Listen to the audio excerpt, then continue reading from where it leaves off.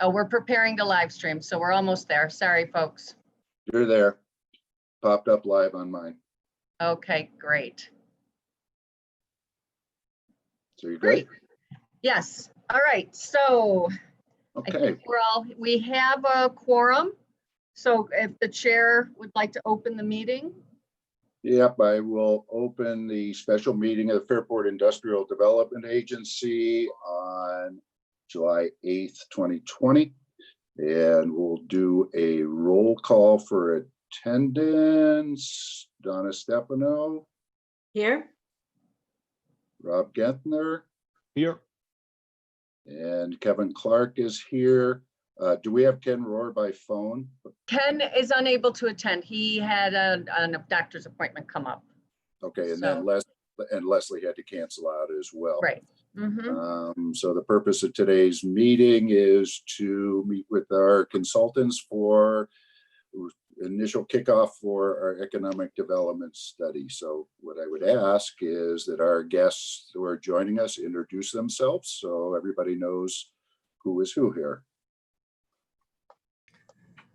Sure, and I'll start. I'm Don Netzker. I'm with SWBR, and we'll be acting as project manager on this and kind of leading the coordination of this planning study with a concurrent comprehensive plan update that's also going on with the village.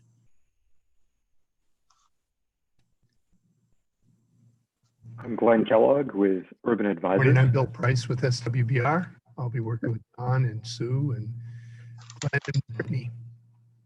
Thank you. Hey everyone, I'm Brittany Murphy. I'm a landscape designer also with SWBR. Okay, now I'm Glenn Kellogg with Urban Advisors. Oops, I was on mute. I'm Sue Charland with Highland Planning. Hi, Okay. I'm Bharti Gupta with Highland Planning.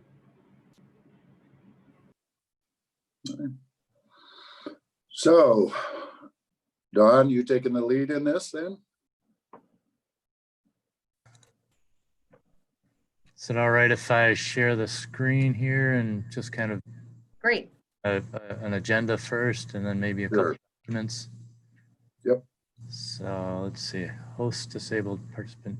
I just made you host there, so I think that will enable you to share your screen. Okay, let me try again then. Yeah. Let's see, it's screen 3.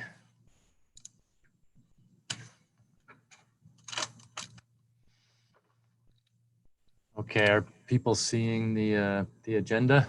Yep. Yes. Good. Okay, so yeah, this is great to finally kind of have this kickoff meeting. I think that there was everyone's had an interesting spring and early summer, I'm sure, and we've been delayed a little bit. We will talk about the scope of this first, but then also the schedule and kind of how we see this planning study fitting into kind of another context of the other study, and just kind of make sure that the schedule that we're talking about to complete this meets your needs. Want to talk a little bit about participation, just to see make sure that we're including the people that you think need to be included in this, and next steps, which is really kind of turning it over to our team to do a lot of the analysis that is in this scope. So we've talked about introductions. I was going to pull up the two kind of the documents that we submitted and just make sure that these are all still relevant. So there's 2 different documents. I think Martha shared these both with you already. And I know that you've seen these before, but just to kind of review, there was the request for proposals that we responded to originally, and this document here was really kind of our response to your request for proposals. We talked a little bit about our understanding of the project, that this is a study that would then be followed up with that would provide data and information to actually do a follow-up study that would be a plan. So this is just a study, not a plan. So that's one kind of important piece of the project understanding, is that we're going to do this analysis and study. Then there'll be a follow-up plan. But the other important piece was that this is happening concurrent to the village's comprehensive plan. So this, the data information from this is hopefully going to inform that plan. The comprehensive plan could potentially inform, your plan when you do undertake that. So the approach was really kind of, we just agreed with your scope of work that was in the RFP. We said, well, let's look at a economic profile. So what we'll be doing is our next steps. And this work will be primarily being done by Highland Planning and Glenn. So their team will be doing most of this work. SWBR is kind of going to be project managing it, this kind of hoping to be kind of like make connections, but most of this work will be done by urban advisors and Highland Planning. So the demographic data collection, we can kick off as soon as this meeting. I guess we've been kind of waiting for this meeting to happen, but this will start right away looking at population shifts and Sue and Glenn, I'll let you kind of, after I kind of run through this quickly, kind of go back to this if you want. So the major pieces of the economic profile was the demographic data, the infrastructure assets, those related to economic development. So, we'll be talking, Fisher Associates is also part of our team that would be able to help us looking at kind of infrastructure issues if they're, and then the special area analysis. This is really focused on the Main Street area. So that's the data and analysis that we'll be going through, and then we'll do a fairly detailed SWOT analysis was another piece of the scope of work, where we look at, what are particularly from an economic development standpoint, what are the strengths, weaknesses, opportunities, and threats. As we presented this and as we talked about this project with you and Martha and the board, we also decided that we wanted to add 2 other components to the scope of work. One would be a visioning exercise. We thought that this was important, that, the OSED have kind of their own independent vision that would help drive some of the analysis, some of the discussions. So we added, 2 meetings to this process where we would kind of present some of the high level data after we completed that. And then, we would talk about, kind of a vision going forward. And this would probably be developed as a draft or preliminary vision that would be refined and finalized as part of your planning process. That would be the next step. So we added that as a piece of the scope here. And then we also added this impact analysis. And again, I'll let Glenn speak to this maybe in a little bit more detail, that would really look at, as we got into this, are there some specific areas of the village that we really want to do additional study for what the kind of the impact of certain actions might be on a specific area of the village. So those are kind of the scope of work, the original analysis and SWOT pieces, and then the additional visioning and impact analysis piece. So I don't know if Sue or Glenn or Bill, if anyone wants to add to that, or if the board or Martha, if you have any questions about the scope of work. No, the scope of work, I'm very happy that we added in that impact analysis and the visioning. I think that'll be very helpful to the board and give us a lot of direction. So I'm really looking forward to those pieces and to a contract, Don. Yes, into a contract. Yeah, so this will be basically what, the basis of the contract will have these kind of 4 major scope items and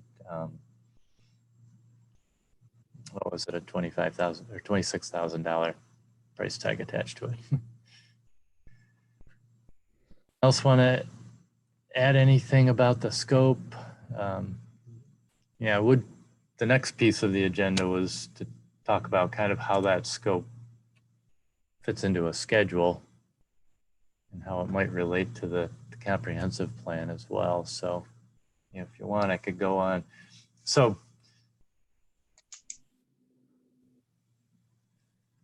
let me go to this schedule and try to get this big enough so that you can read it. Assuming it's pretty small on your plans, because it always gets even smaller when we start sharing. But so we've put together the schedule that this entire top half all relates to the comprehensive plan that's being developed. So I think everyone's aware that we're doing this kind of on a parallel track, and I really wanted to have this economic development study starting at lines 61 through 74 here. I wanted to have it on the same schedule as the comprehensive plan, recognizing that it's still a totally independent study and, independent contract, independent client and owner. But there certainly are synergies to doing this together. And I think that, from a timing standpoint, since that this study happened kind of on a parallel track to, the community assessment work and the stakeholder interviews and some of the engagement stuff that's happening as part of the comprehensive plan. So we really see, this timing of this kicking off here, in July and running in through August for the initial kind of assessment piece, working pretty well with the timing of the comprehensive plan.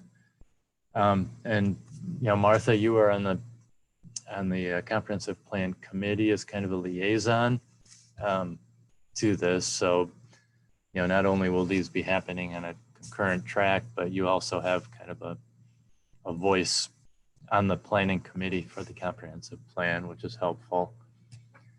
And then Don, sorry. excuse me. Has that committee for the comp plan been selected yet? Do they have a standing committee at this point? They do, and we're actually kind of kicking off with them this afternoon. Okay. Well, it's made up of trustees and different stakeholders, including Martha representing your group, a couple of business owners, and a couple other, private residents. Okay. But I'm sure that we can share that List and I can send it as along. well. I think Martha has that list, and Yeah, I'll send that out. okay. So as far as the schedule goes, then we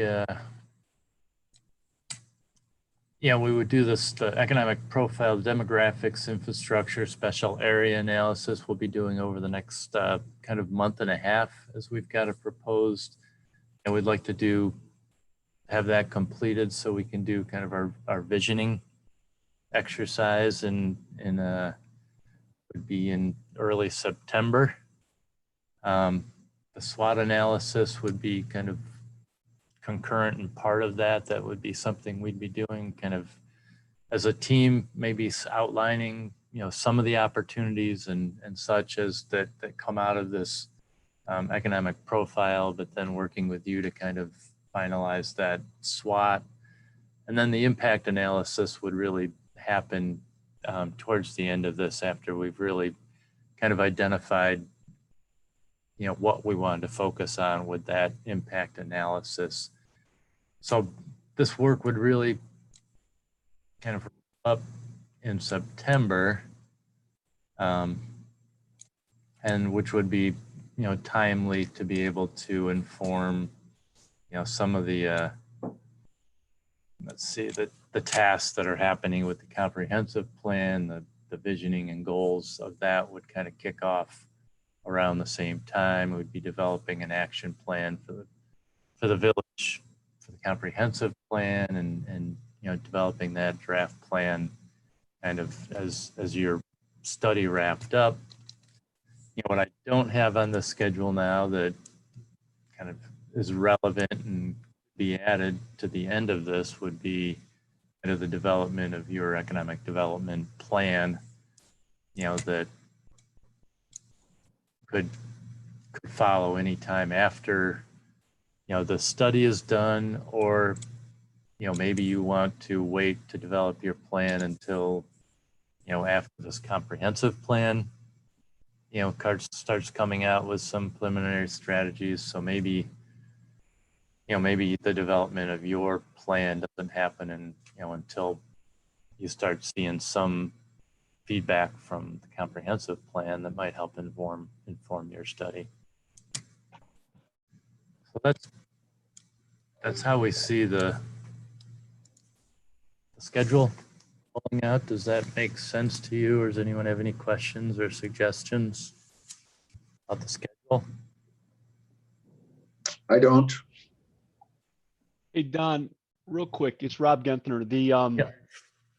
It's outside of the scope of the economic development study, but I think it certainly has a major impact on it, and I'm glad it's happening, you know, at the same exact time, kind of in line with the economic study. But the community assessment piece regarding land use and zoning, Yeah. I've personally never been part of a comprehensive plan project previously. Can you give me a sense of what kind of scope, what that review entails?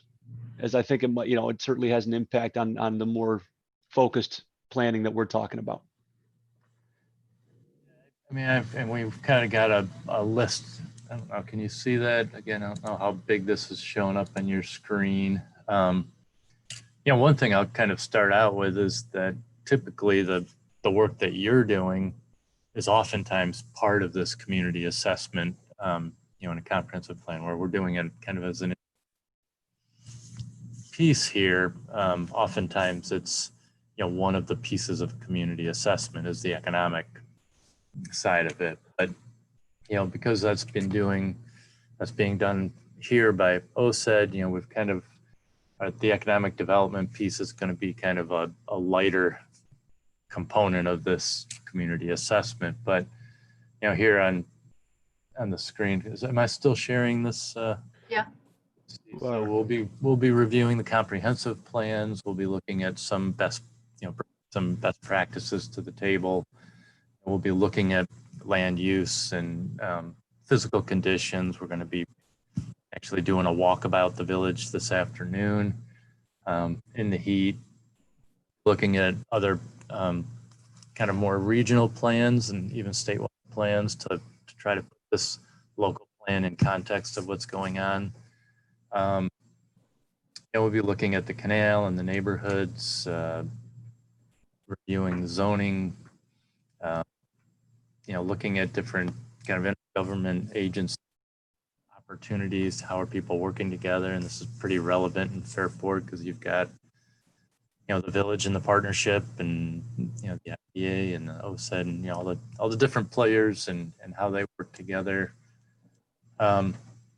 Natural and historic resources, some transportation, parking, circulation, and some demographics. I mean, this is a, you know, pretty good list of what that community assessment entails.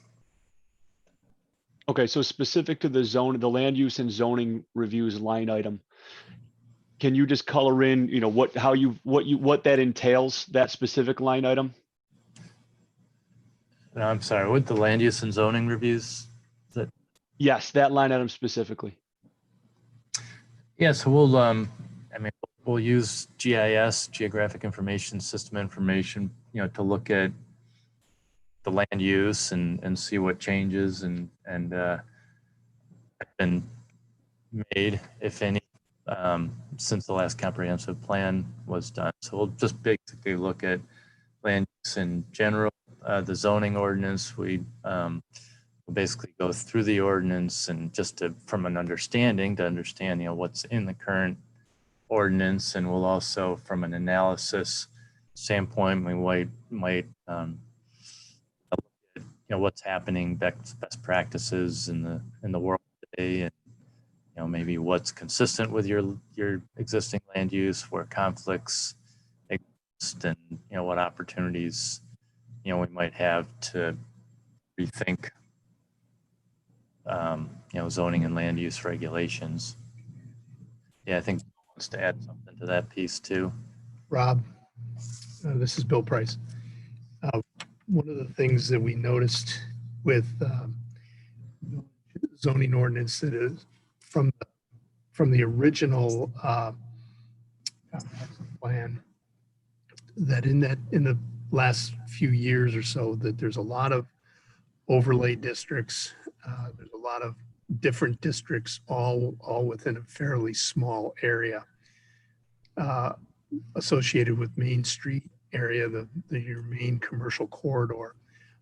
As you know, you get out to the residential areas, there's not a lot of overlap. There is a canal zone overlay district that does have some design standards for that mix with some of the different land uses. But I think what we want to take a look at is the cumulative amount of regulation actually doing what you want it to do, or is it precluding what you had intended it to do?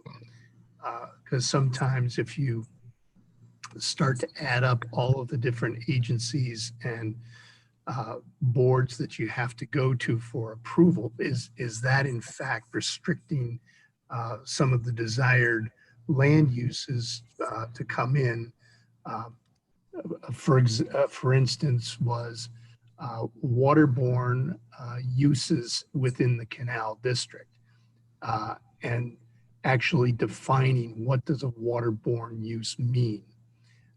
So we want to take a look at that kind of stuff. And I know that there's probably been a few cases in the town, or I'm sorry, in the village, where some design guidelines or design regulations would have helped. I think design guidelines are mentioned all throughout the comp plan and some of the updates from 2012, I believe. But I'm not sure that actual design guidelines have been developed to the extent that everybody would like. So that's what we look at, is what is the zoning? Not only is it accomplishing what you want, but is it attracting the type of business that you had anticipated? I appreciate that. I can clarify. I mean, the question from me regarding that specifically is related towards two main points, and it's making sure that we are a village that's conducive to economic development, right? And to the point that you were just saying, I think, or making, Bill.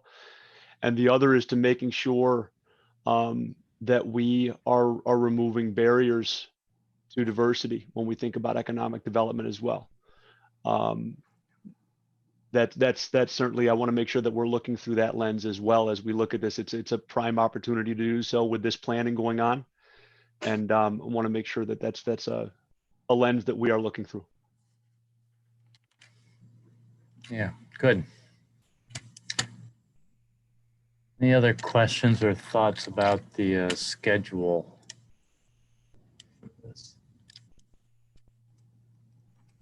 Go back. This is Donna. I'll just say that I like your idea of maybe delaying that final analysis till we see some of the outputs and deliverables from the larger plan.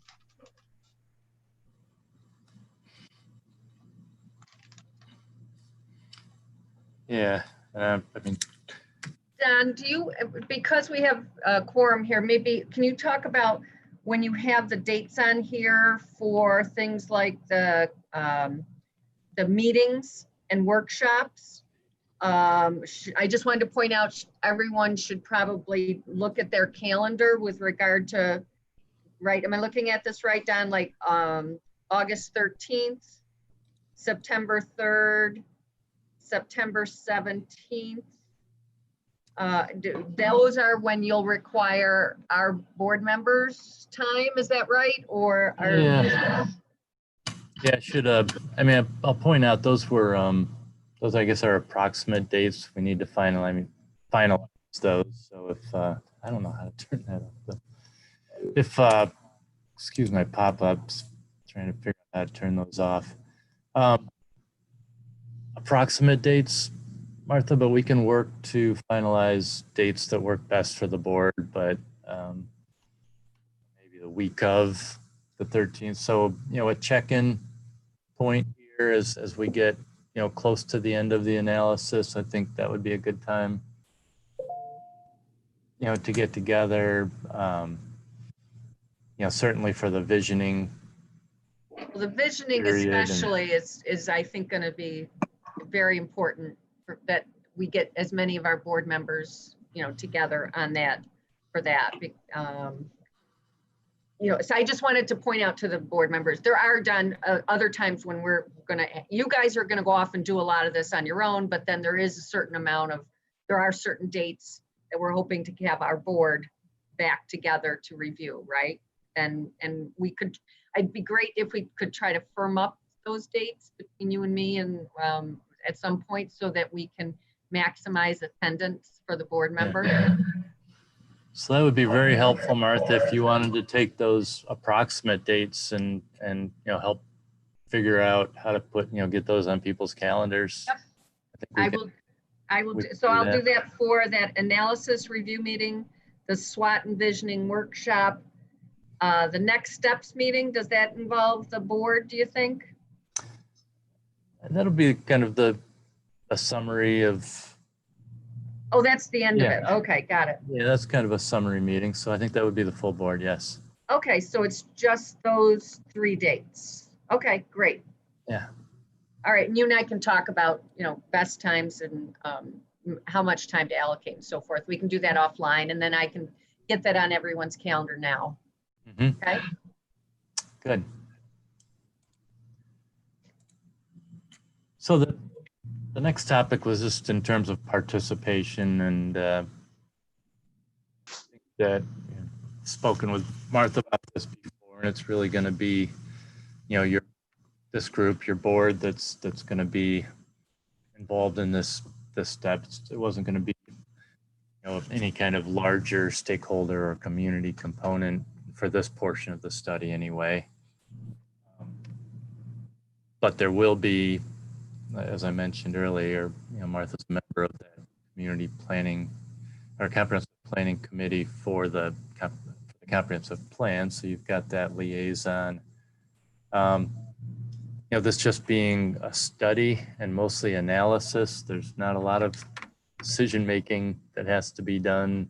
I think even the SWOT and the visioning piece of this, you might want to, you know, still call either preliminary or draft. You know, those are things that maybe get a really good start on as part of this process. But, you know, as far as kind of adopting a vision, I would see that as part of the next step. It would be part of your plan rather than part of this study. So while we're going to do visioning, I think it would still be draft visioning. And I don't think, unlike the comprehensive plan that will have a lot of decision-making involved, important decision-making, I think this portion of this study is going to not have a lot. It's going to be more talking and listening and documenting.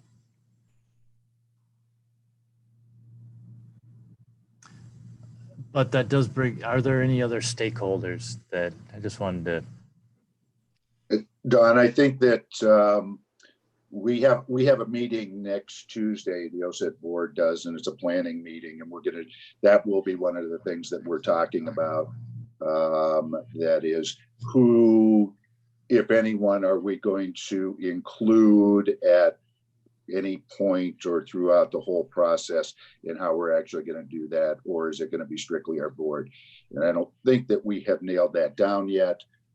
So it will be a discussion item next week, and so we'll have a little better handle on it then. Okay. But backing up a minute to, this being strictly a, being approached as a study and analysis, I think that we're going to be looking as well to have recommendations, for what we say, and use that as a guide, just like the village, all the different village agencies and the planning boards and everyone uses their comp plan as a guide. We're going to want to have those kind of target things in our report as well, so that OSET has a guide to work with as well. So as part of this scope, or as part of the next step when you're developing the plan? There will be the next step, yeah. Yeah. I do see, as part of this step, I mean, I think, you in the SWOT analysis, I always feel like the opportunities piece, the O in SWOT, ends up being kind of a really important piece where you actually do start kind of documenting some potential recommendations and policies. So I think there'll be kind of a list that comes out of this study of potential policies and recommendations, but we won't actually confirm those as policies and recommendations as part of this study. That would be part of the next step, right? Does that make sense? Yep. I think that impact analysis also is going to be very telling to us and give us a lot of direction to, develop a plan around that. But that's my hope. Yeah, so that's like a decision-making tool. That's going to give you good data to help make decisions. Okay. So we'll wait to hear from you as to whether or not we're going to be including any other stakeholders in this, and whether they're people that you want us to talk to, or they're people that might attend the meetings that we talked about setting up. So the next steps are really this, the heart of the study is this demographic, infrastructural, and special area analysis. So we'll start digging into that. Again, it's a lot of the work will be done by Highland and planning and Glenn. So they'll probably be in touch. Martha, I think will be, continue to be in touch with you as we go through this, if we have questions and direction. And then as we get, most of the way through this is when we, we'll want to get together again with the board. And then, I think as we go through this too, then, Martha, you'll continue to be involved in the comp plan and can report anything back that's relevant to that. And then we'll just shoot for towards the end of August, I think, is our next meeting, third, fourth week in August.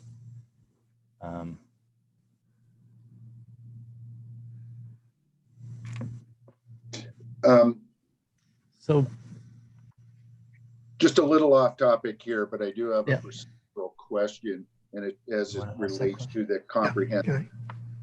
comprehensive plan. Has there been any discussion or talk? I know when we did previous ones that there was always a debate whether the plan was going to be adopted or accepted. And, is there still a difference between those two actions, or it's probably a little early to discuss that, but just I was wondering what a take might be on that. might ask Sue's opinion too, but I always assume that it would be adopted. Um, They're calling it a comprehensive plan update. I think the 2007 plan was adopted. I can recall. Do you remember, Bill? I mean, it was. Actually, state municipal law actually requires them to be adopted. The comp plan, Yeah. not the OSED economic study. Yeah. So I think it'll become an officially adopted comprehensive plan update for the village. Requiring full. Yeah, seeker compliance and adoption Yep. by the village board. Okay.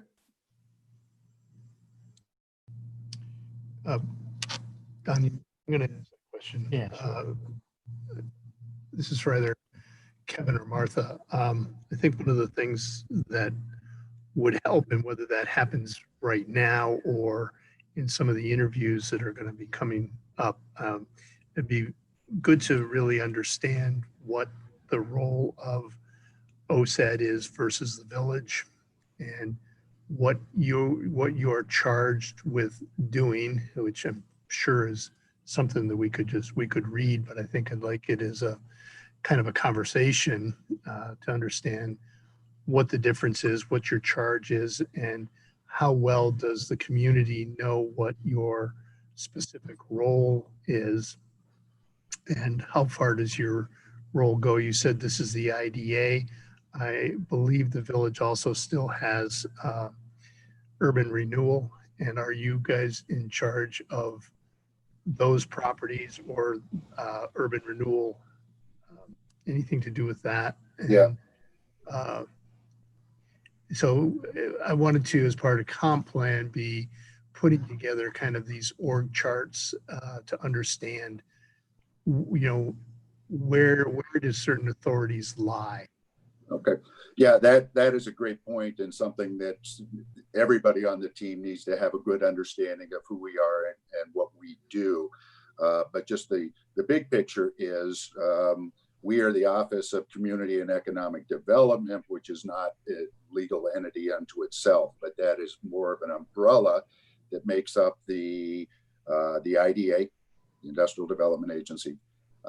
We have an urban renewal agency, and as part of the urban renewal agency, we administer a Section 8 housing program. And then the third entity we have is the Fairport Local Development Corporation. So we have the LDC, the URA, and the IDA. We have the same board of directors for each of those, but we hold separate meetings. There is separate budgeting and accounting and everything. They are in fact separate entities, other than we have common leadership. But when we have a board an OSED board meeting, all three of those meetings will occur back to back. So that's the big picture, but really understanding because each of them has different roles and has different opportunities and what they might be able to provide to the community. So they're distinct and, by state law and by reporting and all those kind of things. And the board of directors is appointed by the village trustees. The LDC is a quirk of, legal status. The only member of the LDC is the village, and then the village appoints the board. And the board serves at the pleasure of the village.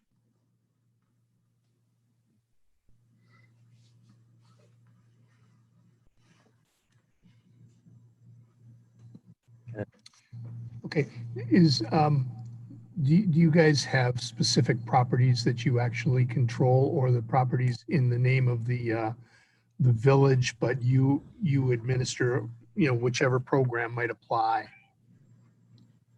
We do own property. We own the box factory, and that's on a long-term lease to Casa Associates. We own the land underneath Corning on O'Connor Road. It's a land lease there. We own the property of Packett's Landing here behind Village Hall. And, we own Thomas Creek Wetlands that we licensed to the village to operate as a park. We own the parking lot next to Campagne and licensed that to the village to operate as public parking. We own a portion of the parking adjacent to the Village Inn and the Cannery project. A portion of that parking lot out there remains public parking. We also, let's see, did I miss anything, guys? What was I feel like there's. But understand when she's using the term we, in this case, that is the IDA. Yes. And then, so the Box Factory and Packett's Landing are IDA projects from the 80s. And those pilot agreements those pilots are paid to our office. And that is what primarily funds our operations here.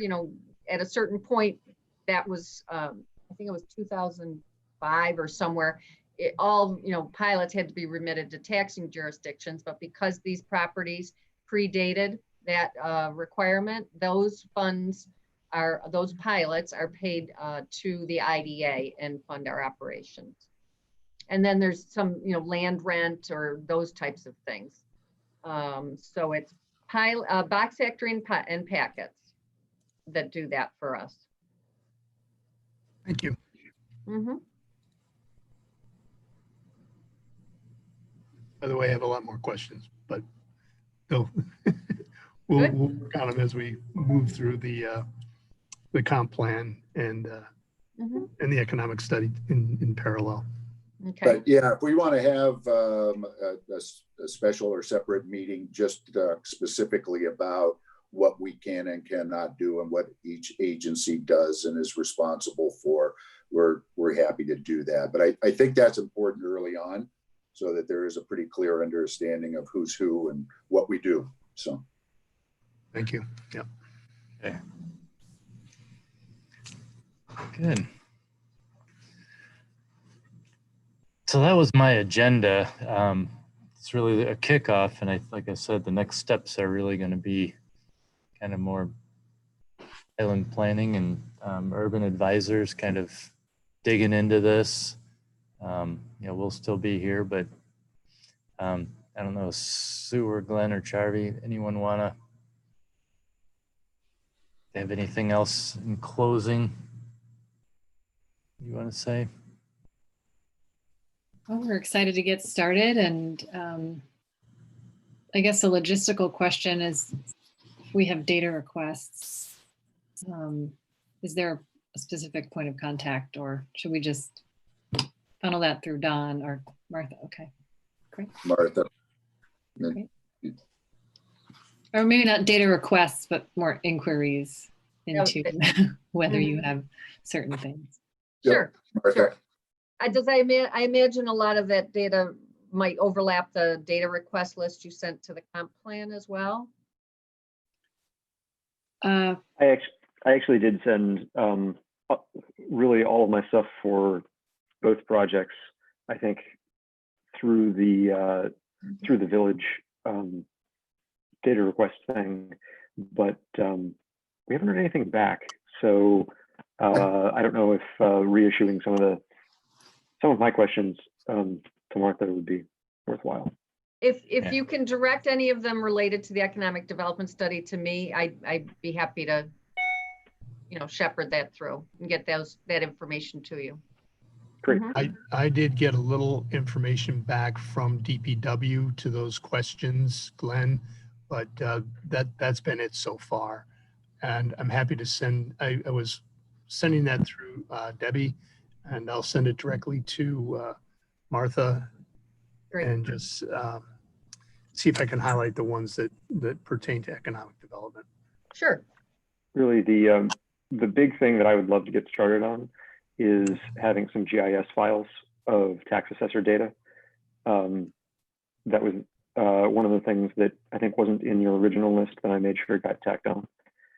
And I'd love to get started on that. I can start messing with it as soon as it comes in.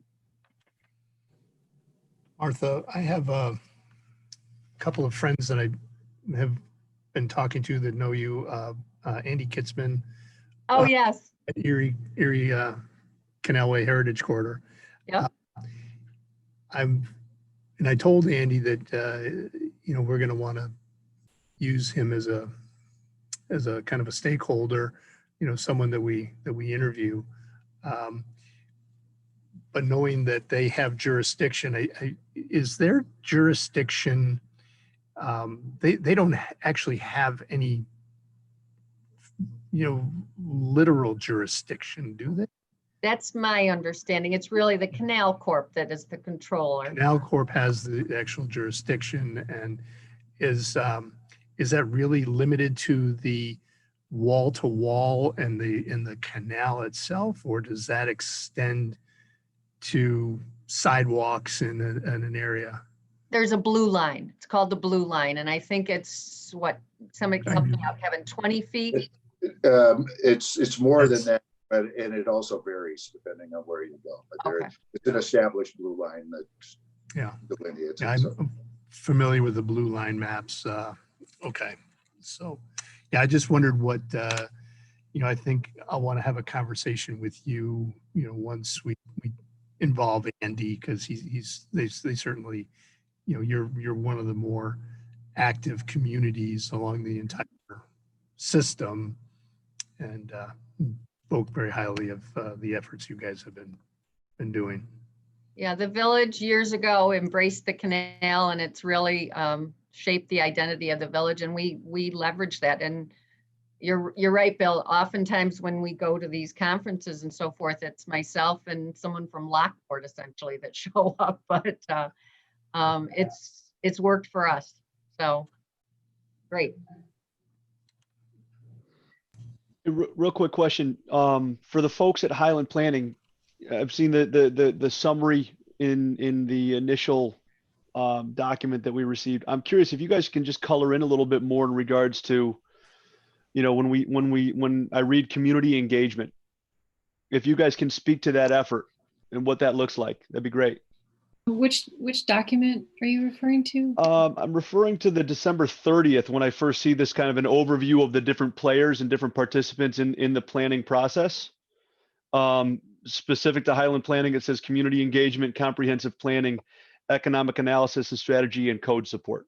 Don, correct me if I'm wrong. I think our scope for this is primarily focused on the demographic analysis and socioeconomic analysis, and that there would be some limited outreach to stakeholders if we needed to gather information, like with business owners or developers or others that are specifically stakeholders for this. But Yeah. Don, I don't know if that's So- your understanding as well. I mean, I could shed a little light on that, because the request for proposal that we originally responded to was was included both the comprehensive plan as well as this economic development study. So, really, Highland Planning was one of their roles in the comprehensive planning process is going to be community engagement, and so you could probably speak to that. But as far as this economic development study, we really didn't see a community engagement component to it, other than potentially some stakeholder interviews. But that was really relevant to the comprehensive plan piece of this, as opposed to the economic development study. Yeah, and thanks. That's a great If you wanted clarification. to know more about what we're doing with the comprehensive plan, Sue could probably speak to that, right? Yeah, that would certainly be helpful. And I again, having never participated in a process like this, when I think specifically about the economic development piece and that planning, wasn't sure what that would entail. When I read community engagement, I've thought that was referring specifically to the economic development piece to this. So appreciate that clarification. But yeah, anything you can share in regards to what the community engagement looks like regarding the broader comprehensive plan is helpful. And my curiosity around how we engage the local economic community, the business community in this type of process is there as well. So yeah, right now for the comprehensive plan, we're at the initial stages of developing the community outreach plan. And so as part of that, we're conducting what we call pre-engagement interviews with key stakeholders. And the purpose of those interviews is really to get a sense of what are the key issues out there, what are the hot button issues, how does the community feel about this project, how would they expect to be involved, and what are some of the best ways to involve them. So we're about halfway through those interviews. I think as part of that, just hearing you talk, I think we would want to make sure that someone from this group is part of that initial phase of interviews. And then we could have a conversation with you about how can we incorporate this group into the overall engagement process and make sure that we're covering whatever topics or certain stakeholders that you want to make sure are involved. I don't know if you had anyone specific in mind or things that you wanted to make sure that we capture as part of the comp plan outreach. The way I've worked on this in other projects is that at the same time that there's the stakeholder outreach for lots of other like community activists or things, part of my scope usually includes having similar interviews with local business owners, the development community, real estate agents, to really, from my perspective, get sort of the lay of the economic land. And I think that's one of the places where we really have touch points with stakeholders or representatives who can sort of feed us information about perspectives and the lay of the land. I don't know if that's, I don't know how that's being integrated, if that's part of the comprehensive plan scope, or if it's on this scope. As I put together a scope for this, it was for doing everything together, figuring that these plans were in tandem. So I didn't understand very well what needed to go in which bucket and how it fit into the process. But that's typically, I think, how we get those people, typically how I get those people involved. Hopefully, as the plan comes out, there are then opportunities to call major key stakeholders or key landowners or developers back to the table and say, by the way, we're talking about this. Is this something you're interested in? How does this plan look compared to what you see as opportunities? I think that's how the process normally works. I'm not sure, Sue and Don, if that's how you see it working in the scope that you've laid out.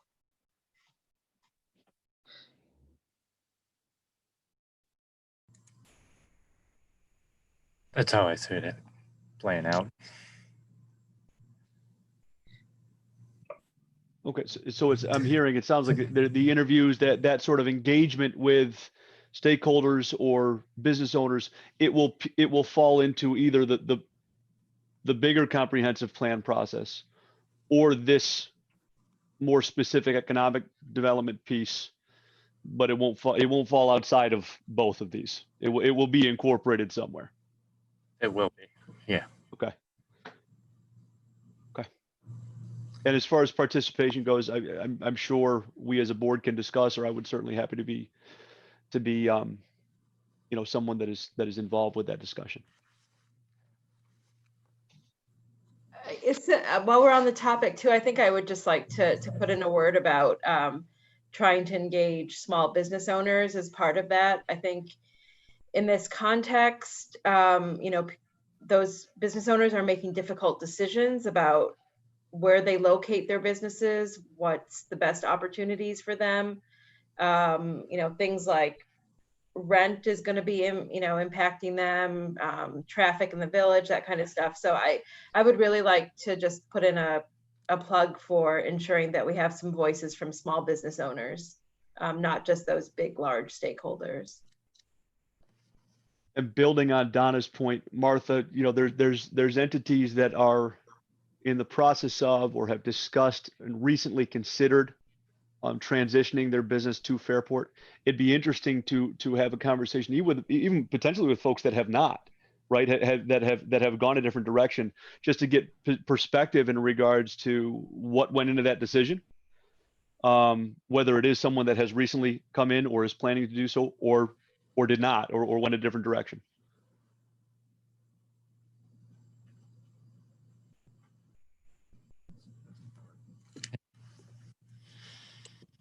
Rob, that's very important to know.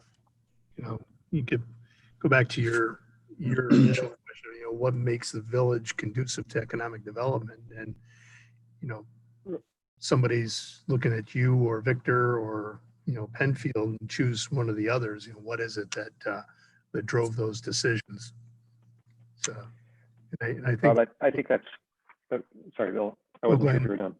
Go ahead. Rob, actually, I think you've got great points, and those people should absolutely be included.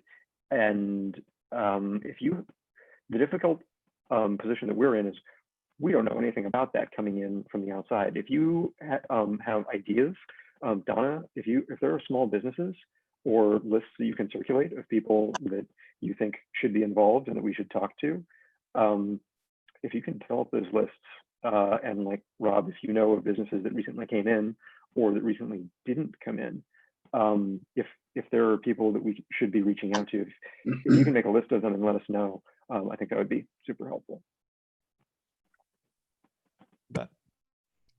Also, Rob, this becomes a point where, maybe you think of 2 or 3 examples of a business that didn't come in or a business that didn't expand, and start to, let's start to drill down a little bit as to why that didn't happen. And here's where you guys we all have to be kind of brutally honest about things where, did the code get in the way? Did the planning board's interpretation of a code or zoning board of appeals, are there things that you were trying to do that just didn't happen, but they didn't happen as a result of any fault of your efforts, but maybe the code wasn't compatible and planning board went a different direction on something? I think we need to understand those relationships also. I know there was a business in the village that wanted to expand, and parking ratios became an issue, and parking availability, and that ultimately didn't happen. And that's just one example. That may not be a good example, but I think we need to understand the interrelationship between economic development and the code, and some of the policies between OSED and the village. Who's the authority over what, and how are those things working together? Agreed.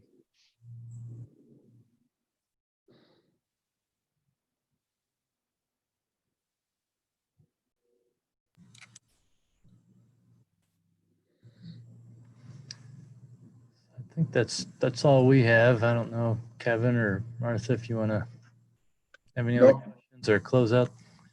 I'm good, and I'm looking forward to getting this thing rolling and being more of an observer this time around than a creator.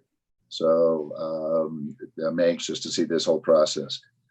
So unless there is any other business, I will ask for a motion from the board to adjourn.